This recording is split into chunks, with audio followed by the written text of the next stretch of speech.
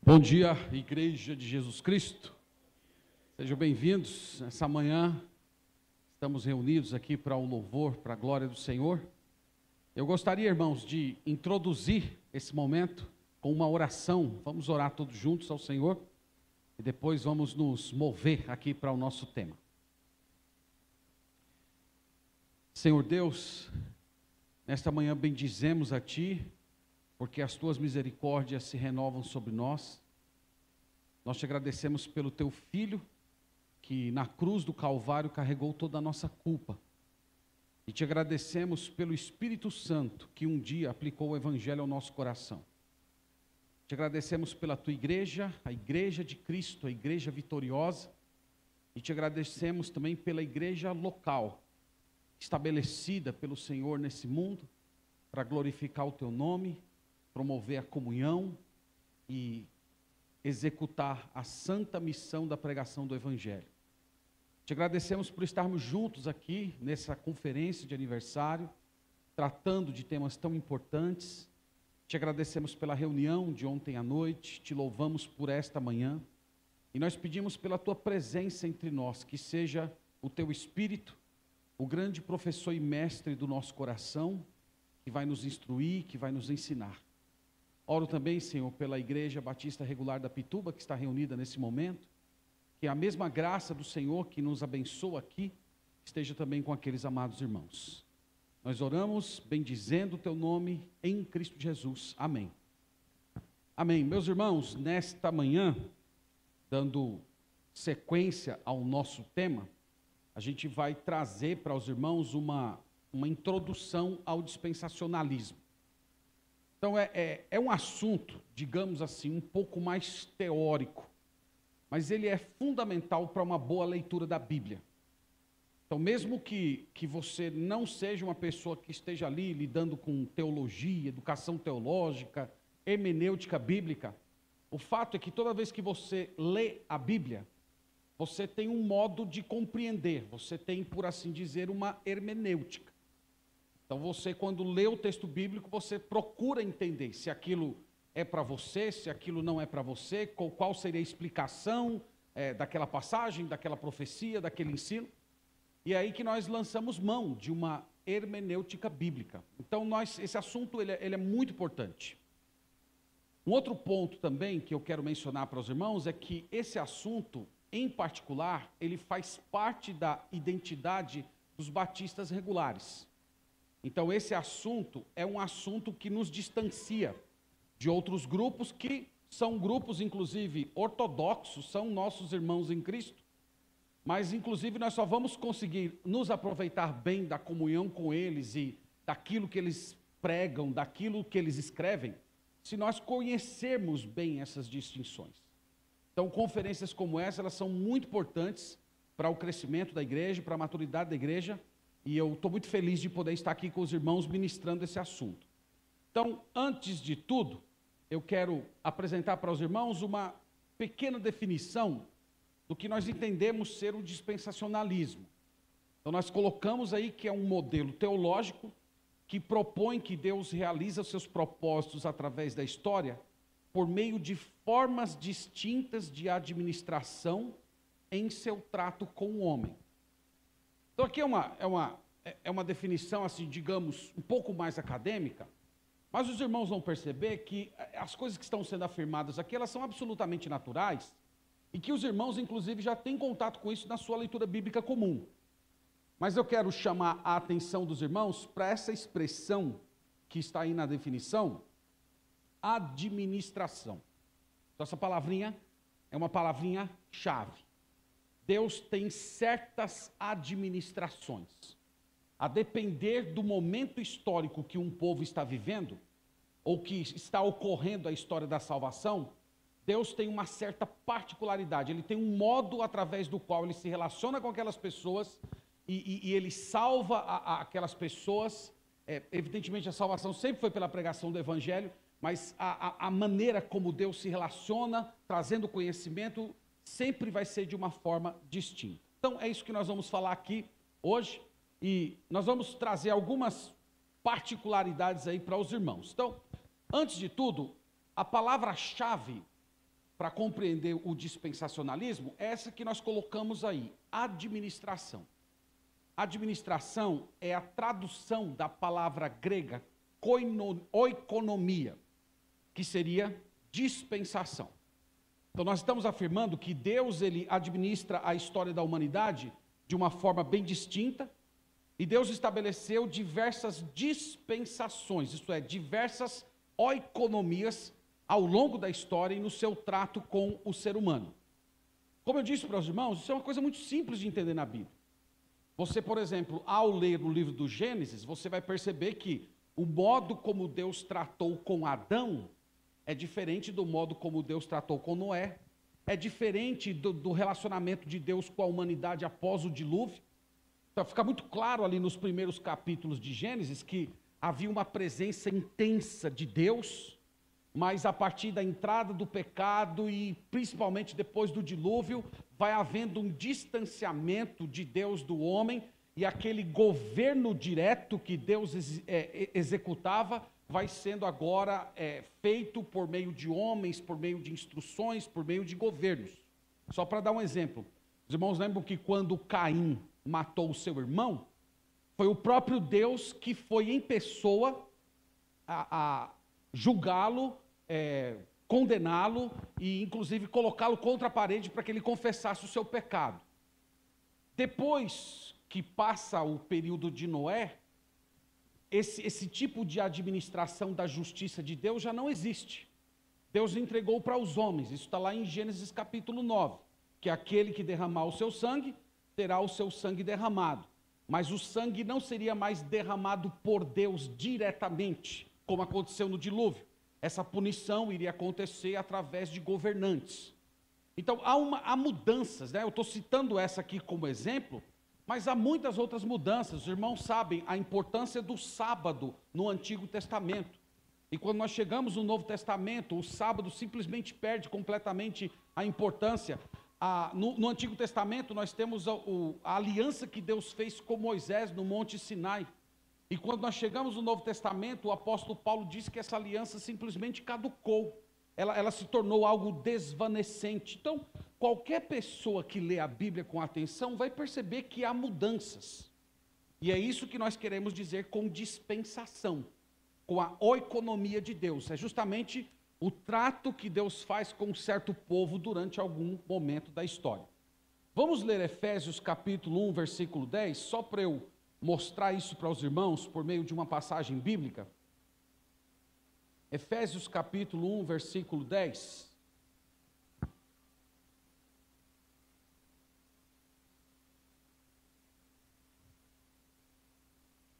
Efésios capítulo 1, versículo 10, nós lemos assim: de fazer convergir nele aqui leia-se Cristo, de fazer convergir nele, na dispensação da plenitude dos tempos, todas as coisas, tanto as do céu como as da terra. Então, o texto está falando aqui da dispensação da plenitude dos tempos. Ele está falando de uma oikonomia de Deus que é própria dos últimos dias. E o que o Senhor está fazendo na presente dispensação? Os irmãos leram aí. Ele está fazendo com que todas as coisas venham convergir para o Senhor Jesus Cristo. A palavra convergir aqui significa literalmente reencabeçar. Está tendo uma mudança de cabeça, por assim dizer. Um dos pais da igreja, um homem chamado Irineu de Leão, ele chamava isso aqui de teologia da recapitulação. O mundo está recebendo uma nova cabeça. Isso já começou na igreja, porque Cristo é a cabeça da igreja, mas está havendo uma mudança que está ocorrendo no mundo. O mundo está recebendo um novo cabeça. Nós temos o Senhor Jesus Cristo como governante de todas as coisas. Então, irmãos, uma passagem como essa, ela traz uma lição muito importante para a gente, porque há pessoas que dizem que nós que seguimos a Cristo, nós somos pessoas atrasadas, nós somos pessoas medievais, nós somos pessoas que não estão acompanhando a evolução da humanidade. É justamente o contrário.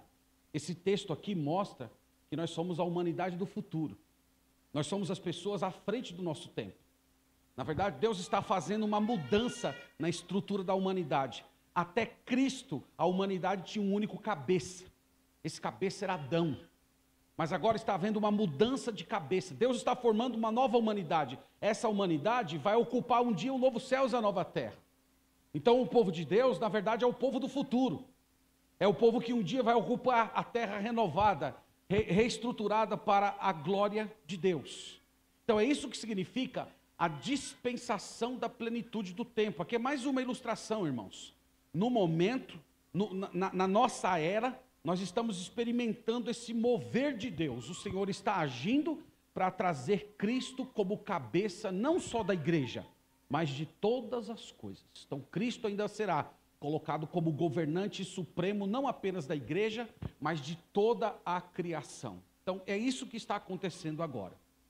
Queria pontuar para os irmãos também que os dispensacionalistas não concordam a respeito do número de dispensações.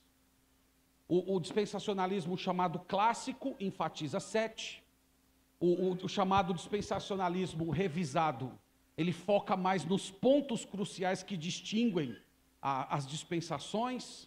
Tem um grande expoente do dispensacionalismo hoje, um homem chamado Michael Vlach. Ele colocou o estado eterno como sendo mais uma dispensação. Mas esse ponto, irmãos, não é absolutamente importante. O que vale a pena os irmãos perceberem é que, à medida que a história avança, há uma transição na qual Deus muda a forma de tratar o seu povo. E cada uma dessas mudanças nós chamamos de dispensação, usando a terminologia do Novo Testamento. Então esse é o primeiro ponto que nós temos aí, que ajuda os irmãos a compreenderem o que é dispensacionalismo. O segundo está aí para os irmãos. É a interpretação histórico-gramatical das profecias. Esse ponto aqui é um ponto absolutamente essencial. O que nós queremos dizer com isso, irmãos? Nós propomos uma leitura em que o Antigo Testamento deve ser compreendido no próprio Antigo Testamento. Nós chamamos isso de princípio da intenção autoral. Então nós lemos procurando compreender o que aquele autor sagrado declarou e ler de acordo com aquilo que é revelado. Ontem nós fizemos um pouco desse exercício à noite, na pregação de ontem à noite. Eu mostrei para os irmãos diversas profecias que falam a respeito de um reino intermediário, e nós fizemos uma leitura natural delas, procurando entender dentro da própria cosmovisão do autor o que aquilo significava. Então nós lemos o Antigo Testamento com as lentes do próprio Antigo Testamento. O Novo Testamento, ele pode lançar luz. O Novo Testamento pode até acrescentar informações pela revelação progressiva, mas o Novo Testamento não anula e nem substitui a intenção autoral dos escritores do Antigo Testamento. Então, o Novo Testamento não pode cancelar, ele nem reinterpreta o significado original das profecias do Antigo Testamento. Ele pode até expandir, mas ele não pode cancelar. Então, o Antigo Testamento deve ser lido nos seus próprios termos. Então, só para dar um exemplo para os irmãos aqui, para não ficar tão difícil para os irmãos, vamos ler duas passagens bíblicas. Uma que a gente lê toda uma vez por mês na igreja, em 1 Coríntios capítulo 11.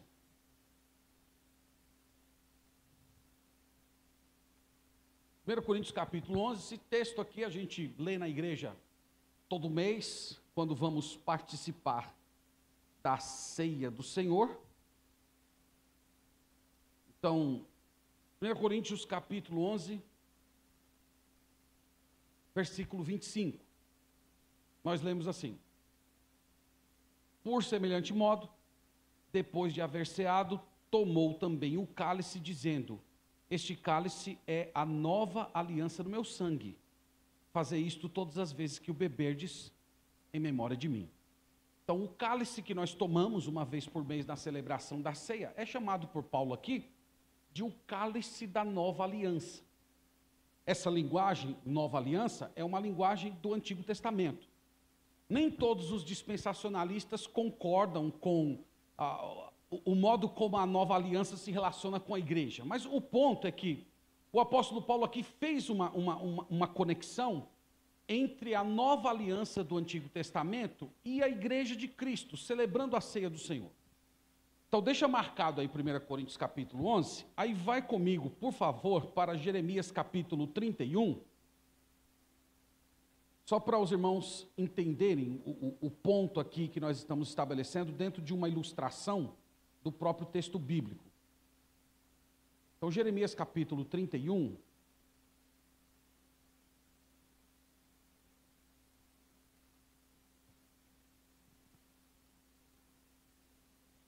versículo 31, nós lemos assim, Jeremias 31, 31. Eis aí vem dias, diz o Senhor, em que firmarei nova aliança com a casa de Israel e com a casa de Judá. Então aqui vocês estão vendo a mesma expressão, nova aliança, só que aqui a nova aliança, ela é particularizada. Essa nova aliança que Deus está fazendo é especificamente com quem? Com Israel. Vocês viram lá no final do versículo. Com a casa de Israel, com a casa de Judá. Então, essa aliança é com Israel. E aí, a partir do versículo 32, ele vai especificar os termos dessa aliança. Ele vai dizer que essa aliança vai ser diferente daquela que foi feita no Sinai, porque aquela aliança foi quebrada por Israel. Deus vai prometer aqui que nessa aliança ele vai escrever a lei no coração, ele vai imprimir a verdade de Deus na mente, ele vai ser Deus, ele vai perdoar o pecado. Então, nós vemos, irmãos, claramente aqui que essa aliança, ela foi feita com Israel. Mas quando nós chegamos no Novo Testamento, o Novo Testamento acrescentou um elemento a essa aliança. Ou dizendo que a igreja a inaugurou, como os dispensacionalistas progressivos afirmam, ou pelo menos dizendo que a igreja tem participação nela, como os revisados afirmam. Mas o ponto permanece o mesmo. O Novo Testamento incluiu a igreja. Então a igreja tem participação nela, só que isso não anula a aliança que foi feita com Israel. A aliança que foi feita com Israel, a nova aliança, ela continua. Israel vai experimentar o poder dessa nova aliança no milênio. Mas enquanto o milênio não chega, o Senhor Deus fez a igreja participante de alguns elementos dessa aliança aqui, como o perdão do pecado, a habitação permanente do Espírito Santo de Deus.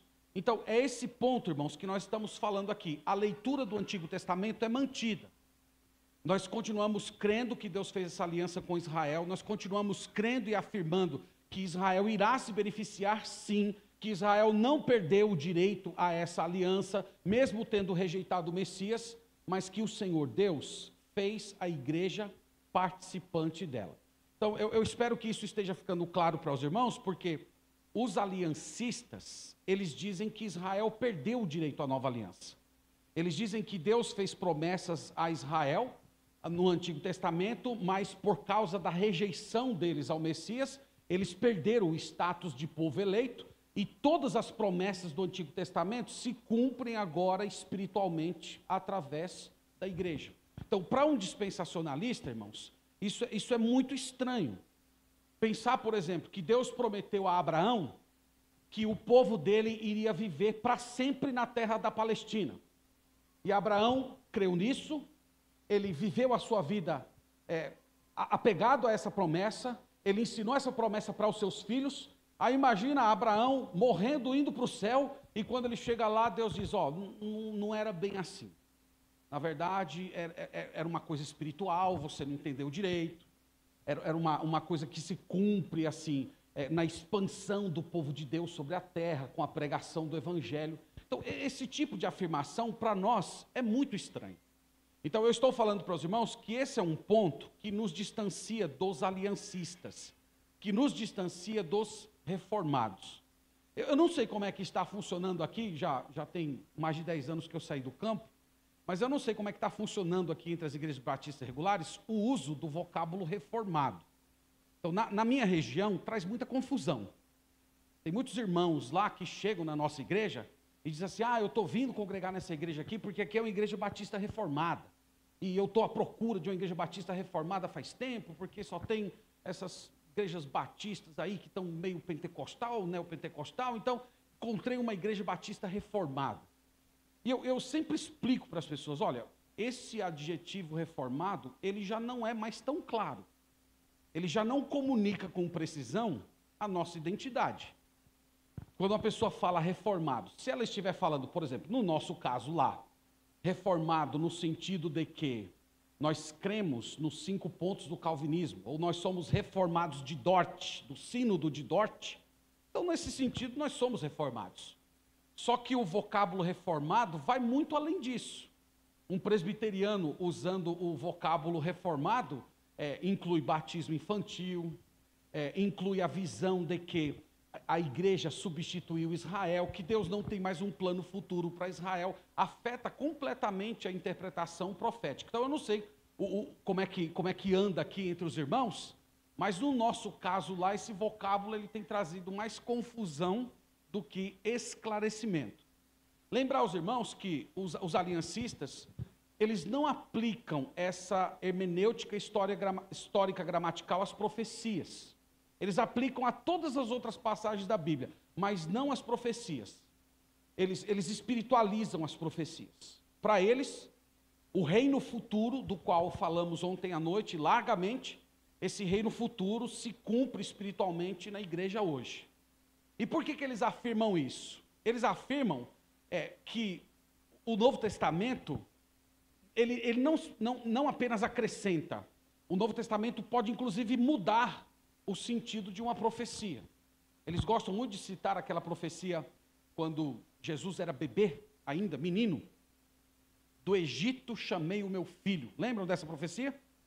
Então, do Egito chamei o meu filho. Se você lê isso com a ótica do Antigo Testamento, todo mundo sabe o que significa. O povo de Israel estava no Egito e o Senhor trouxe para a terra que ele prometeu. Do Egito chamei meu filho. Só que quando nós chegamos no Novo Testamento, essa promessa, essa fala, ela é aplicada ao Senhor Jesus Cristo. Do Egito chamei o meu filho. Então eles dizem, olha, o Novo Testamento mudou completamente o sentido do Antigo Testamento. Isso, irmãos, é um tanto precipitado, né? Na hermenêutica nós chamamos isso de sensus plenior. A ideia é que o Espírito Santo, ele pode dar um sentido maior do que o leitor original percebia. Mas é só o Espírito Santo que pode fazer isso. Eu não posso fazer isso. Porque se eu fizer isso, as passagens bíblicas vão acabar se tornando muito mais elementos da minha criatividade. Eu estava lendo um livro do pastor Davi Merck. Ele foi um livro sobre cantares, e na introdução ele falou uma coisa muito interessante. Ele diz que pegou boa parte da literatura reformada sobre o livro de cantares, e ele viu que há mais de 60 interpretações diferentes para o livro de cantares.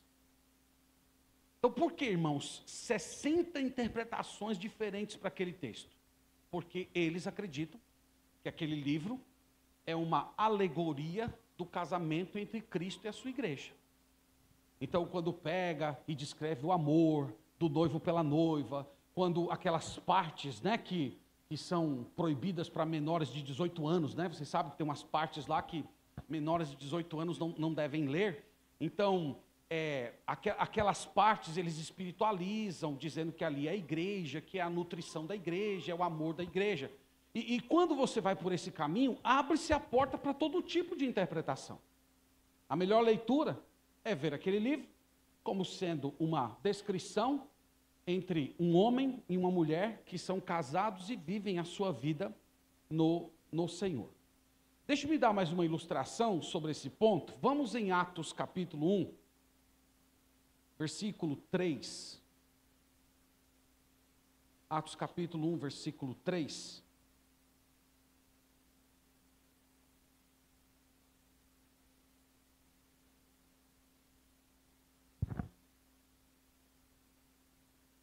Atos capítulo 1, versículo 3, aqui é uma fala de Jesus a respeito do reino futuro. Eu disse para os irmãos que os amilenistas argumentam que não existe um reino futuro, que na verdade o reino é espiritual, está acontecendo hoje através do ministério da igreja.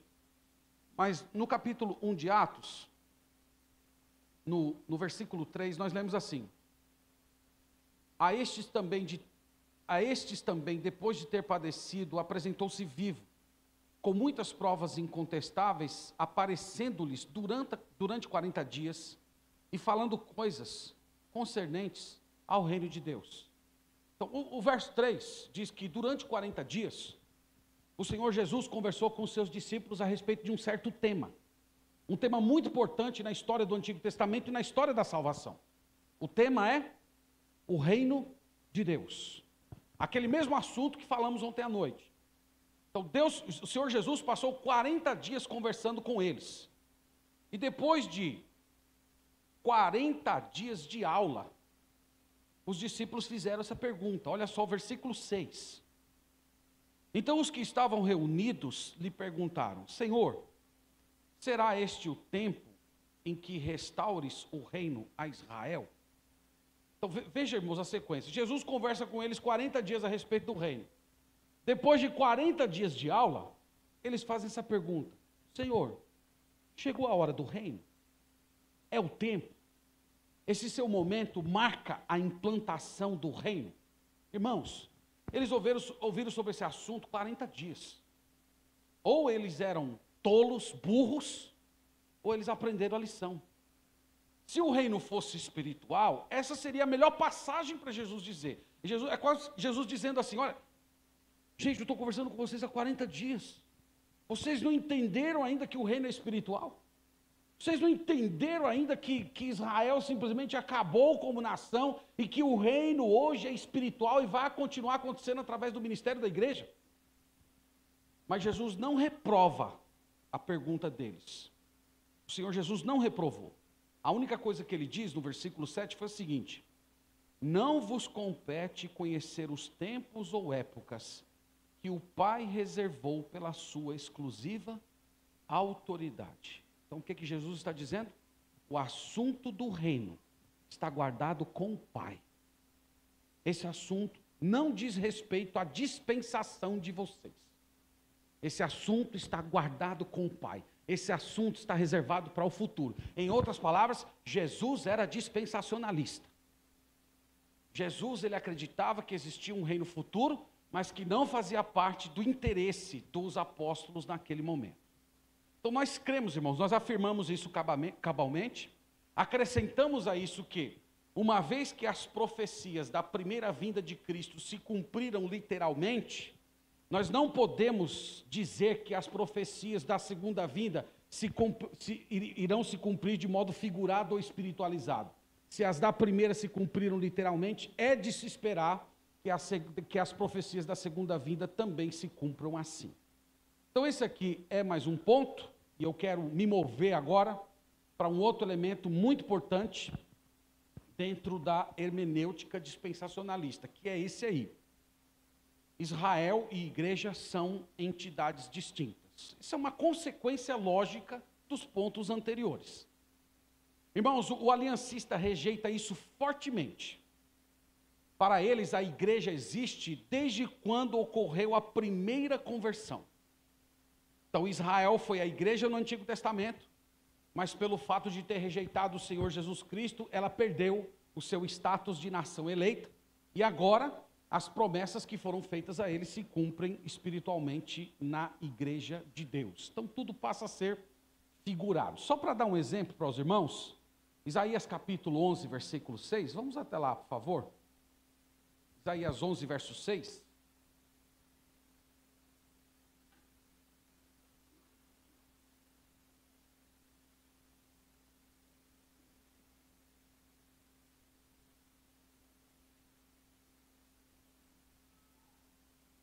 Isaías 11, verso 6, nós lemos: o lobo habitará com o cordeiro, e o leopardo se deitará junto ao cabrito. O bezerro, o leão novo e o animal cevado andarão juntos, e um pequenino os guiará. Então, esse texto aqui é um texto que fala sobre a reconciliação que a presença de Cristo vai trazer a esse mundo. Então, o governo de Cristo nesse mundo vai mudar radicalmente a criação. Nós falamos ontem muito sobre esse assunto e dissemos que passagens como essa exigem um reino intermediário. Um amilenista, quando lê essa passagem aqui, ele fala que isso simplesmente é figurado. Isso aqui é espiritualmente. Então, um amilenista poderia ler esse texto e dizer: não, isso aqui não é que vai acontecer literalmente como está escrito aqui. Isso aqui é simplesmente uma forma poética de falar da reconciliação que Cristo trouxe. Então a reconciliação de Cristo é muito profunda, a reconciliação que o Senhor Jesus trouxe se estende para toda a nossa vida. Então não é que isso vai acontecer do jeito que está declarado aqui. Então eles pegam as promessas, eles abandonam a leitura literal para cumprir-se na igreja do Senhor. Qual é o problema, irmãos, de afirmar que existe igreja no Antigo Testamento? Tem muitos problemas. O principal é que a igreja não é apenas um grupo de pessoas salvas. Pessoas salvas por Deus sempre existiram na história da história. A igreja é diferente. A igreja ela é retratada como uma comunidade que é habitada pelo Espírito Santo de um modo permanente. Então, é isso que faz a igreja singular. É isso que distingue a igreja dos muitos relacionamentos que Deus teve com o seu povo no Antigo Testamento. Quando lemos o Antigo Testamento, nós descobrimos que o Espírito Santo, ele vinha de um modo temporário capacitar homens para que eles realizassem algo da obra de Deus. Sansão é um exemplo disso. Os irmãos lembram lá que o Espírito do Senhor tomava Sansão e ele então realizava o trabalho que o Senhor queria que ele realizasse. No Salmo 51, os irmãos devem lembrar daquela oração que Davi fez: Senhor, não retires de mim o teu Espírito. Então nós não precisamos fazer essa oração hoje. Quando nós pecamos contra o Senhor, mesmo que o nosso pecado seja terrível, nós não precisamos ficar com medo do Espírito Santo nos abandonar, como aconteceu, por exemplo, no caso de Saul. Porque nós vivemos hoje numa dispensação na qual o Espírito Santo habita permanentemente o crente. Vamos ler João capítulo 7, só para eu mostrar isso para os irmãos, reforçando esse ponto de que a igreja não pode estar no Antigo Testamento, porque a igreja é um projeto completamente diferente, singular, de tudo aquilo que nós conhecemos. Então, João capítulo 7, versículo 38, nós lemos assim: quem crer em mim, como diz a Escritura, do seu interior fluirão rios de água viva. E aí vem a explicação de João, o que significa esse fluir de rios de água viva, no versículo seguinte. Isto ele disse com respeito ao Espírito que haviam de receber os que nele crescem, pois o Espírito até aquele momento não fora dado, porque Jesus não havia sido ainda glorificado. Então, João é muito claro aqui. João está falando de um outro tempo. Ele está falando que a glorificação do Senhor Jesus iria marcar uma virada na história. Deus iria dar o seu Espírito de um modo permanente para o seu povo. E o seu povo iria fluir plenitude do Espírito Santo. E nós sabemos pelo restante da Bíblia que Atos capítulo 2 inaugurou essa era. O Espírito Santo foi derramado permanentemente no meio do povo de Deus. Então, irmãos, a igreja é diferente. Essa habitação permanente do Espírito Santo nem no ministério de Jesus ocorreu. Em Gálatas é dito que o Senhor Jesus nasceu sob a lei. Em Mateus 16, 18, ele diz que ele edificaria a igreja. Então, a igreja é parte de um projeto futuro. Tem um texto que é muito difícil para o aliancista responder adequadamente. Mateus capítulo 10. Vamos até lá, por favor. Mateus capítulo 10.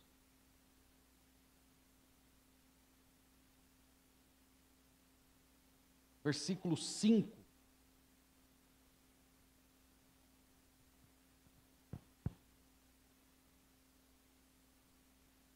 Mateus 10, versículo 5, nós lemos: a estes 12 enviou Jesus, dando-lhes as seguintes instruções: não tomeis rumo aos gentios, nem entreis em cidades samaritanos, mas, de preferência, procurai as ovelhas perdidas da casa de Israel. Pergunta aqui, irmãos: uma igreja que só evangeliza judeu? Se existia igreja nessa época, poder-se-ia pensar na ideia de uma igreja que só evangeliza judeu, que não evangeliza o mundo inteiro? Então, no próprio evangelho de Mateus, nós percebemos esse avanço. Quando chegamos lá no capítulo 28, todos vocês conhecem bem o texto da grande comissão: pregar o evangelho a toda criatura. Mas até esse momento aqui, até o momento que Jesus estava presente, estava no seu ministério terreno, ele ainda estava funcionando em vários aspectos de acordo com o Antigo Testamento. Mas a ascensão de Jesus mudou todas as estruturas. A gente pode ver isso nesse texto. E tem outros também, por exemplo, como Efésios capítulo 2. Vamos até lá, por favor. Efésios capítulo 2, foi lido na abertura do culto hoje.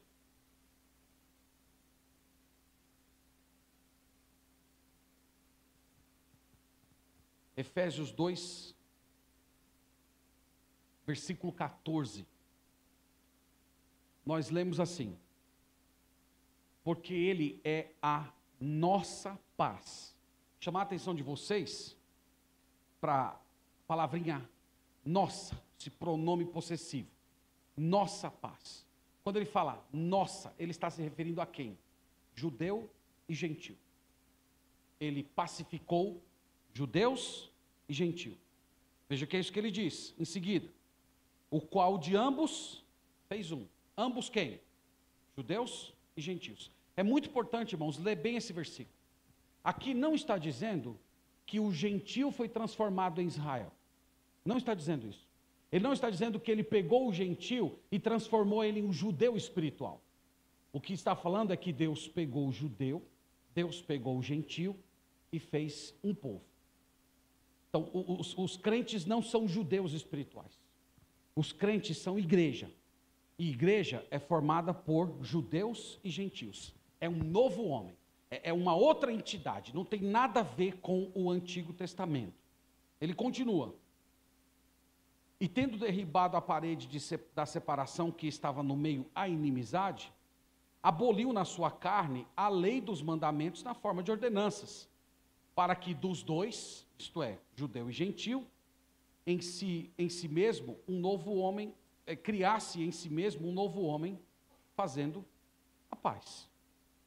Então, Paulo está falando que Deus pegou judeus, Deus pegou gentios, formou um novo ente, um novo homem, uma nova humanidade. Esses dois homens foram colocados no corpo de Cristo. Essas duas entidades, Israel e igreja, foram colocadas no corpo de Jesus Cristo eternamente. Então aqui Paulo está dizendo que a igreja é simplesmente uma singularidade. Ela não tem precedentes comparado ao Antigo Testamento. Aí você vai para o capítulo 3, só para reforçar esse ponto. Capítulo 3, no versículo 4, ele diz assim: pelo que, quando ledes, podeis compreender o meu discernimento do mistério de Cristo. A palavra mistério, irmãos, ela é usada no Novo Testamento, não para falar de uma coisa escondida, como algumas religiões o fazem. A palavra mistério simplesmente traz a ideia de algo ou alguém que esteve oculto, ou que esteve, pelo menos, não absolutamente claro no Antigo Testamento, mas que com a chegada de Jesus Cristo, o ministério dos apóstolos, isso se tornou claro. E agora precisa ser proclamado. Então Paulo está falando, eu compreendi o mistério de Cristo, isto é, Cristo me revelou algo que estava oculto no Antigo Testamento. Aí ele vai dizer o que é esse mistério que estava oculto, versículo 5. O qual em outras gerações não foi dado a conhecer aos filhos dos homens, como agora foi revelado aos seus santos apóstolos e profetas no Espírito, a saber, que os gentios são co-herdeiros, membros do mesmo corpo, coparticipantes da promessa em Cristo Jesus, por meio do Evangelho. Então o apóstolo Paulo diz, isso tudo estava oculto no Antigo Testamento, mas na nossa geração, Deus mostrou isso, através dos apóstolos, dos seus profetas, que o plano de Deus, na verdade, era pegar judeu e gentil e juntá-los todos em um só corpo. Então, irmãos, o que passagens como essa deixam absolutamente claro? É que não existia igreja no Antigo Testamento. Nós não podemos conceber a existência da igreja no Antigo Testamento. Então, se existia igreja no Antigo Testamento, ela era uma igreja sem gentil. Ela era uma igreja sem cabeça. Você consegue imaginar uma igreja sem a cabeça dela? Só para você comparar, no capítulo 1 de Efésios ainda, no versículo 20, olha só o que o apóstolo Paulo diz aqui. capítulo 1, versículo 20, ele fala assim: o qual exerceu ele em Cristo, ressuscitando-o dentre os mortos, e fazendo-o sentar à sua direita nos lugares celestiais, acima de todo principado e potestade, e poder e domínio, e de todo nome que se possa referir, não só no presente século, mas no vindouro, e pôs todas as coisas debaixo dos pés, e para ser o cabeça sobre todas as coisas, o deu à igreja, a qual é o seu corpo, a plenitude de todas, daquele que a tudo enche todas as coisas. Então o que está sendo dito aqui? Que a igreja não existia antes da ascensão de Cristo. Então quem afirma que existe igreja no Antigo Testamento, é como se fosse uma igreja sem cabeça. Porque esse texto aqui está dizendo que Cristo só se tornou cabeça da igreja depois da sua ascensão. Há muitas outras passagens. No capítulo 4, versículo 8, ainda de Efésios, nós lemos assim: por isso diz, quando ele subiu às alturas, levou cativo o cativeiro e concedeu dons aos homens. E aí mais para frente ele vai dizer o que são os dons. Ele fala de apóstolos, evangelistas, pastores, mestres e por aí vai. Então o que ele está dizendo aqui ele está descrevendo a imagem de Cristo vencedor, como se Cristo estivesse vencendo uma guerra, ele está cheio de despojos, ele venceu os seus inimigos, e agora quando ele está subindo, quando ele está sendo entronizado, ele dá presentes para a sua igreja, ele dá dons para a sua igreja, e esses dons são os apóstolos, são os profetas, são os pastores, os mestres, os evangelistas. E qual é o ponto, irmãos? Se existia igreja no Antigo Testamento, era uma igreja sem dons, porque a Bíblia diz que esses dons só foram dados por Cristo à igreja após a sua ascensão. Então, por tantas passagens como essas, é impossível conceber que a igreja substituiu Israel, ou que existia igreja no Antigo Testamento. Vamos para Romanos capítulo 9, só para eu destacar mais um ponto ainda dentro desse assunto. Para os irmãos, aqui eu já estou me preparando para introduzir o próximo elemento. Romanos capítulo 9, versículo 3.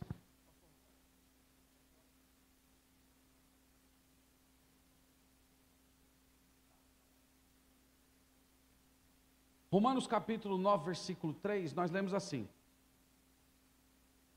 porque eu mesmo desejaria ser anátema, separado de Cristo, por amor de meus irmãos, meus compatriotas segundo a carne.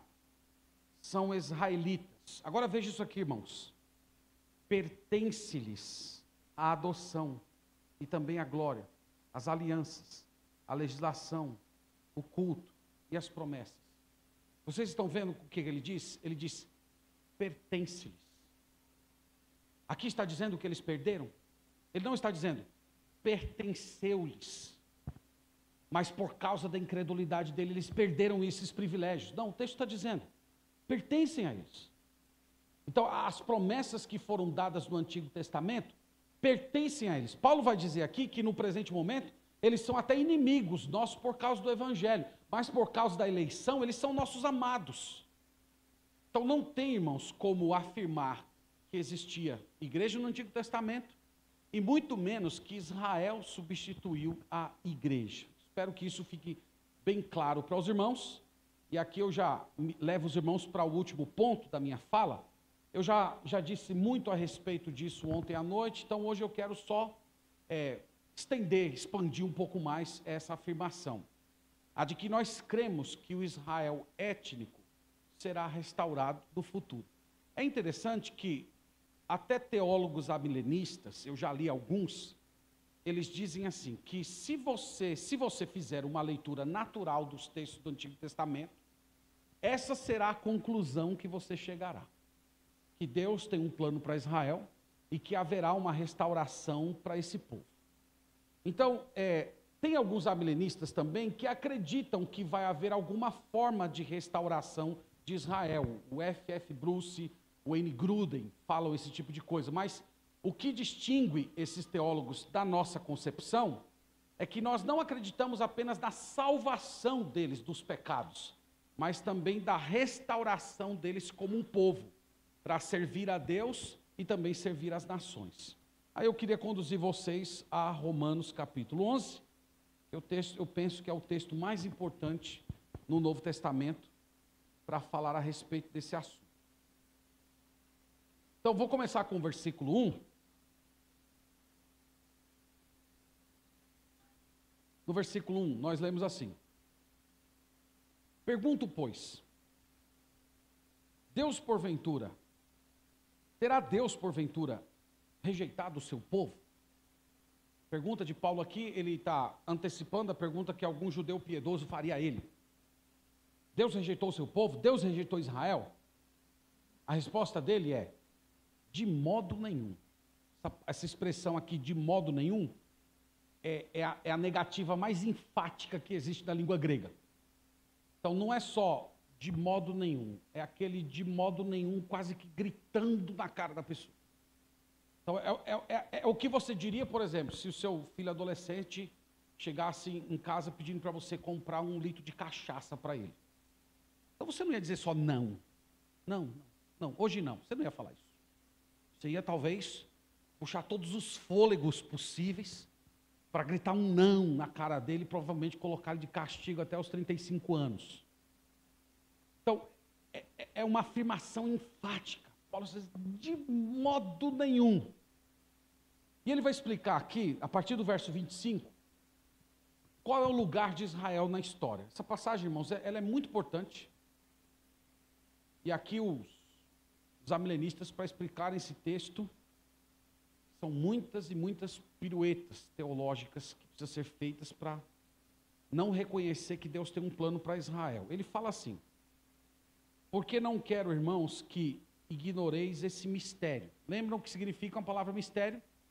Algo que esteve oculto, mas que com a chegada de Jesus e o ministério dos apóstolos se tornou claro. Então ele fala de um mistério. Que mistério é esse? Pulando aí o parênteses.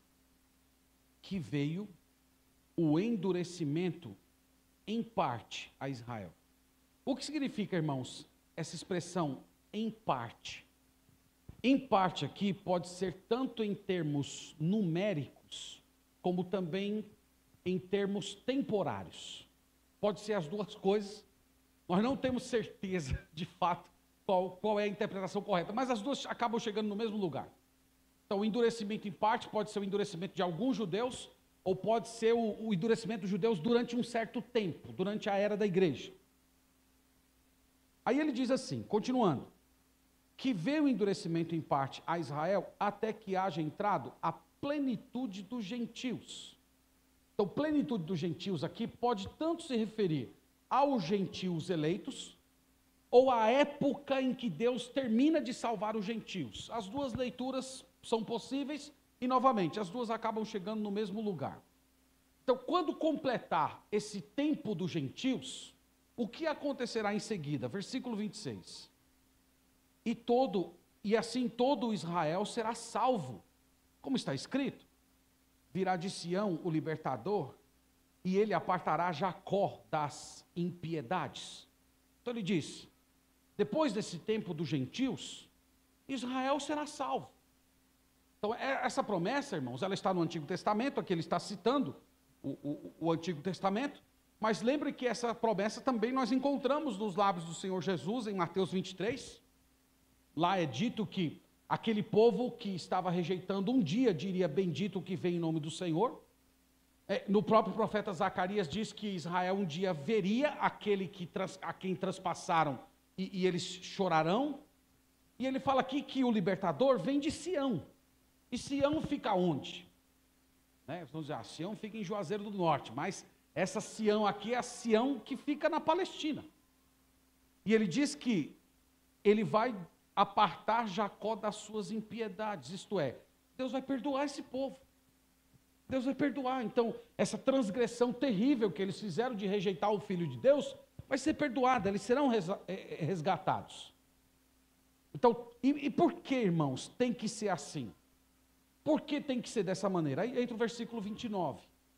Ele diz assim: porque os dons e a vocação de Deus são irrevogáveis. Então, o chamado de Deus As promessas de Deus, as bênçãos de Deus, são irrevogáveis. Não depende da fidelidade do seu povo, depende da fidelidade do Senhor. Então, se ele disse a Abraão que ele geraria uma descendência, e que através dessa descendência todas as nações da terra serão abençoadas, isso vai acontecer, mesmo que os descendentes de Abraão sejam infiéis, como de fato aconteceu na história. Deus não muda. Então haverá de fato uma restauração do Israel étnico. Irmãos, aqui eu já estou caminhando para o meu final. Alguns de vocês podem achar de repente que falas como essa estão muito distantes da vida de vocês, da igreja local, da realidade de um crente que não está estudando teologia, esse tipo de coisa.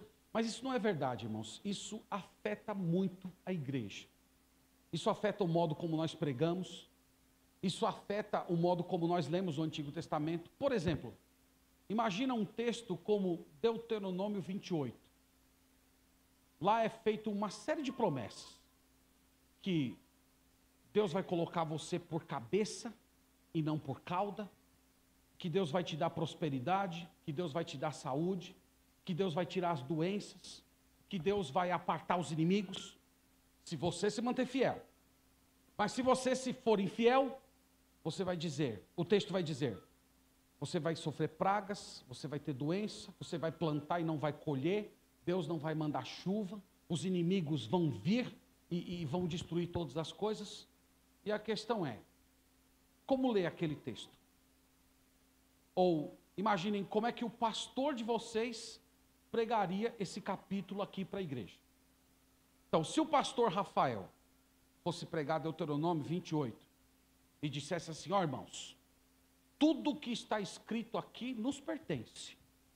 Então, as promessas de bênção, de prosperidade, de saúde, todas essas promessas são nossas, então nós temos que ser fiéis mesmos na igreja, vamos servir a Deus, porque tudo aquilo ali nos pertence. Então, se ele falasse isso, eu sei que ele nunca vai falar, ele poderia tirar a foto do lado do Edir Macedo. Então ele sai na foto do lado do Edir Macedo. Agora, se ele disser, não gente, ó, isso aqui é espiritual. As bênçãos aqui tem a ver com a sua alegria em Deus, tem a ver com o seu fervor espiritual. Deus está cuidando de você. Saúde aqui não é a saúde física, é a saúde da alma. As riquezas aqui não tem a ver com dinheiro, com terra, mas tem a ver com os tesouros celestiais que nós temos em Cristo. Aí ele fica na foto, ao lado de Orígenes de Alexandria. Então é bem complicado, né? Eu não queria estar na foto com nenhum deles. Numa leitura natural, como é que nós pregaríamos um texto desse? Nós pregaríamos, isso pertence a Israel. Isso aqui tem a ver com a aliança que Deus fez com Israel. Esse texto aqui, meus irmãos, se cumpriu no exílio. E qual é o ensino que esse texto tem para nós hoje? O ensino para nós hoje é que Deus leva a sério o pecado. Então nós poderíamos abordar o texto dessa maneira. E a igreja ia ser edificada, ia aprender a respeito do caráter do Deus Santo, mas nós iríamos manter a leitura natural do texto. Então eu estou falando isso para os irmãos para dizer que esse assunto, ele impacta diretamente a vida das pessoas. Porque tem pessoas hoje que estão escandalizadas, estão tristes, estão desoladas da igreja, porque elas creram em promessas que Deus não fez para elas. Elas abraçaram Deuteronômio 28, achando que aquilo pertencia a elas, e elas tomaram decisões, sacrificaram-se, resolveram ser fiéis, e de repente pegaram uma doença, ou viram a sua família se desfazer, um filho se desviando, ou enfrentaram algum tipo de carestia financeira, e essas pessoas, elas simplesmente entram em parafuso. Então isso que nós estamos falando é absolutamente importante para a sua saúde espiritual. Então é por isso que temas como esse nos ajudam muito. Então estou encerrando aqui a minha fala, agradecendo a atenção de todos os irmãos. Vamos fazer uma oração e depois eu torno aqui a palavra, a direção do culto, para nós darmos continuidade.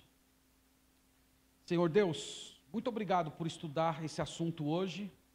Ele possui certas camadas de complexidade, mas nós te louvamos porque o Senhor nos proporciona ocasiões como desta conferência para nos debruçar a respeito desse tema e poder compreender melhor a tua palavra e, consequentemente, conhecer o Senhor. Obrigado por esta igreja e continue abençoando seus pastores, a liderança, os crentes que aqui congregam, para que ela continue a crescer, a prosperar e a cumprir a sua missão nesse mundo para a tua glória.